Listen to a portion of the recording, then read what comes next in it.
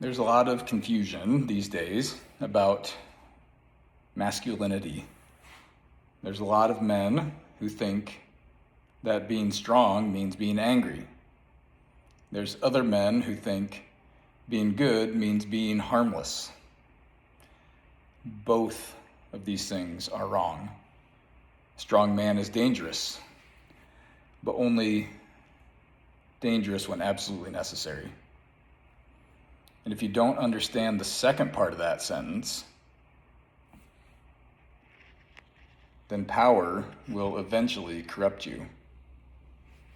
David's life, we'll go back to the Bible here for a sec, proves both sides of this. When we first meet David, he's not posturing. He's not trying to build a brand. He's not performing masculinity.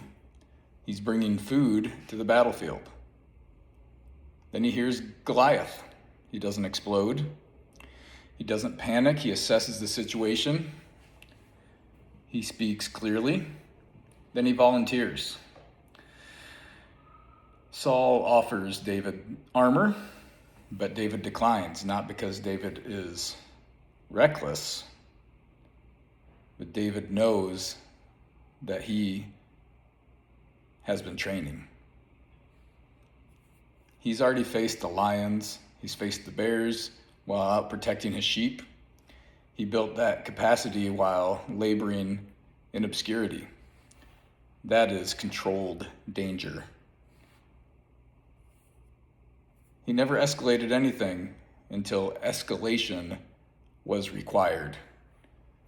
And then when it was required, David acted decisively, efficiently, and without theatrics. That is strength.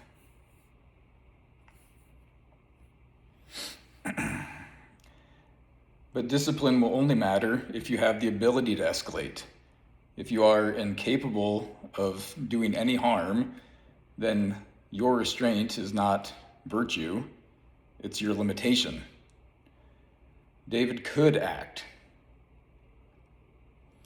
That's why his restraint means something. Reactive men shout quickly. They're quick to posture.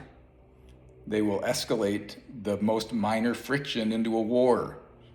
That is not power, that's instability. A dangerous man will prepare in private. He'll build his strength, he'll build his skills, he'll build his endurance, he'll build his discipline, and then he will govern over himself.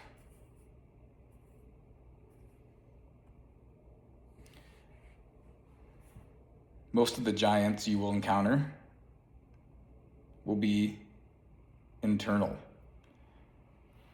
Complacency, addiction, being dishonest, your ego, drifting. If you cannot confront those things, you're not a dangerous man. You're a compromised man. A disciplined man will destroy the weakness in himself before he confronts the outside world. Controlled strength will stabilize the surrounding environment. Uncontrolled strength will destabilize everything. When you are in your home, the home does not need volatility. The home life needs steadiness, predictability. Children need to feel your regulated nervous system. When a room is calm, that is trained. Trained men will enter a room and make it calm.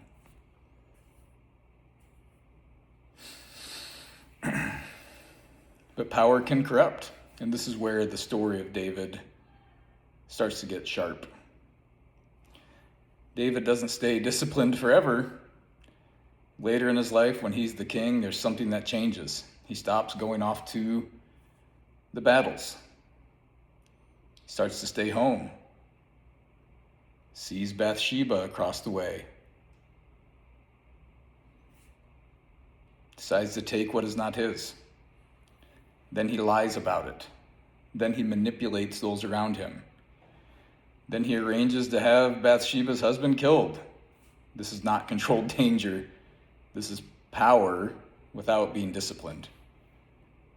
The same man who once faced the giant calmly lets his ego and his appetite start to rule him. What started to change for David? Comfort, authority, unchallenged power. When your discipline erodes, then your capability can turn destructive. David, he let the bear out when it wasn't necessary, and then it nearly destroyed his life. And that is the lesson that men will miss. You can be dangerous in your youth, corrupted in comfort. You can build strength. You can let the ego rot it. Power will amplify what is inside of you. If discipline is gone, power will expose it. If integrity is strong, power will refine it. David will eventually repent, but there were consequences, very real consequences.